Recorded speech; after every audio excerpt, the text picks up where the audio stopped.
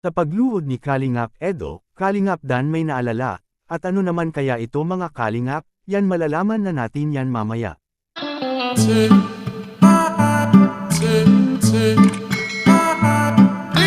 Isa namang mapalang araw sa inyong lahat mga Kalingap, sana po ay lagi kayong nakasuporta sa aking ginagawang reaction video.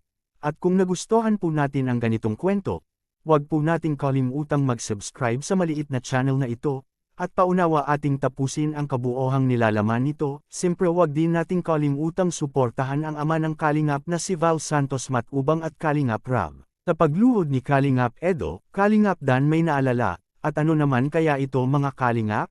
Pero bago natin ipagpatuloy pag-usapan muna natin ang matagumpay sa groundbreaking sa bagong bahay ni VNC. Na pinuri ng mga viewers mga Kalingap ang pagganap sa bagong ipapatayo na bahay kay Kalingap Rab. Makikita po natin sa mukha ni VNC ang tuwa at saya na dinarama mga Kalingap. Sapagkat ang kanyang pangarap na magkaroon ng bagong bahay ay sa wakas maipapatayo na.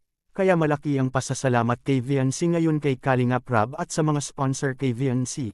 Sa malaking tulong na ibinibigay sa kanya at sa kanyang pamilya. Na magkaroon na sila ng magarang bahay na kanilang pinapangarap mga Kalingap. Na may maayos na higaan at magandang kusina nito at maayos na CR mga Kalingap. Tiyak marami ang mag-aabang nito sa bagong bahay ni VNC mga Kalingap na na-excite na sila sa disenyo nito, dahil sinabi na ito kay Kalingap Rab na ang bagong bahay ni VNC na ipapatayo niya, ay lamang ito sa mga bahay na pinapagawa kay Kalingap Rab noon. Kung ang bahay ni Carla ay umabot ng higit 1 milyon mga Kalingap, ay tiyak lagpas pa noon ang kay VNC dahil may second floor daw ito.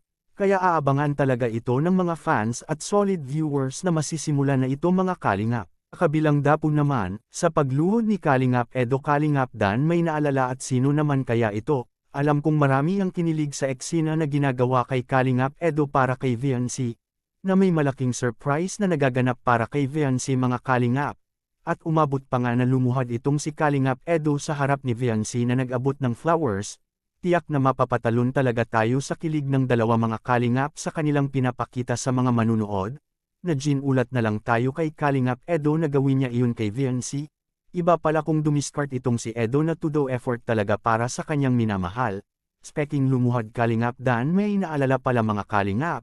At sino naman kaya ito na kanyang naalala sa ginawa kay Kalingap Edo sa pagluhod niya sa harap ni VNC?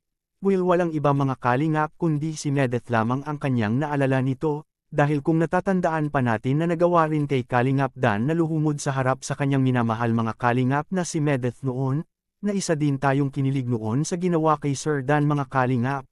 Ngunit ang lahat ng iyon ay maging alaala na lamang sa ating puso't isipan magpakailanman. Kayo mga Kalingap anong magandang maikokomento nyo sa usapang ito, na sa pagluhod ni Kalingap Edo sa harap ni VNC. Naalala pala ni Kalingap Dan si Medeth, please comment and God bless us all.